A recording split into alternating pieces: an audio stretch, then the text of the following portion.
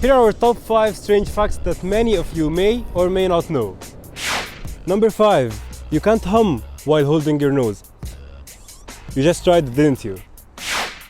Lobsters taste with their feet.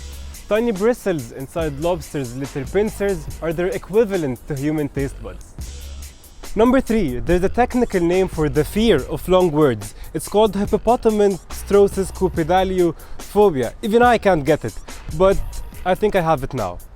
Number 2, to all of you unicorn hunters out there, great news. Unicorn hunting is now legal in Michigan. We'll keep you posted in case they allowed dragon hunting anywhere. And number 1, an art collector once paid $10,000 for an invisible sculpture created by actor James Franco. It was built as an endless tank of oxygen. That's right, it's called air. And we're all breathing it all the time, for free. The Egyptian thief who stole the BBC's heart turns out not to be a rhetoric statement, it's a legitimate thing. Just this morning, 4 a.m., Portland Place, the Toy Story shop. An Egyptian guy breaks into the Toy Story next to BBC headquartered in the UK to steal a teddy bear in the shape of a heart. Did the BBC actually post this? Yes. I imagine the store owner running after the guy and screaming, "Give me back my heart." Well, then that would actually steal the audience's heart. Thank you everyone, and see you tomorrow in Irrelevant Stuff Today in the UK. More than a year of quarantine, self-isolation, and most importantly, staying at home.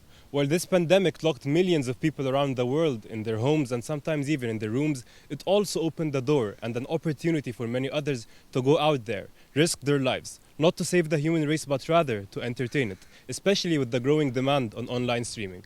Today, I will be heading to 3 Mills Studios to meet and interview many of the casts and production teams to talk more about this year. So, as a person with an Egyptian origin, I have found today's news very intriguing actually. The BBC posted an article today titled "The Egyptian Thief Who Stole Our Hearts." And no, this time it's not Mo Salah, and definitely not me. Well, allow me to first tell you about how to spot a thief in Egypt. Let's say I am walking into a supermarket, a Red Bull can is for £10, Egyptian pounds of course, and I take it, go to the cashier, and he tells me £25, sir. Well, this indeed is a thief, my friend, in Egypt.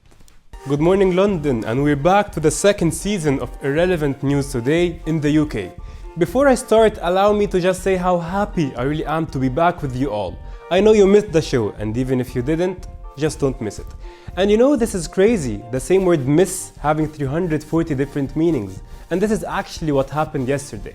A video that was shared on the Police TV channels shows what they called a threat to the Queen of England. The palace received a letter saying, "I will get your crown." And everyone thought the Queen's crown is under threat and someone wants to steal her crown. So they raised security to level 4, but after 6 days they caught the person who sent this letter.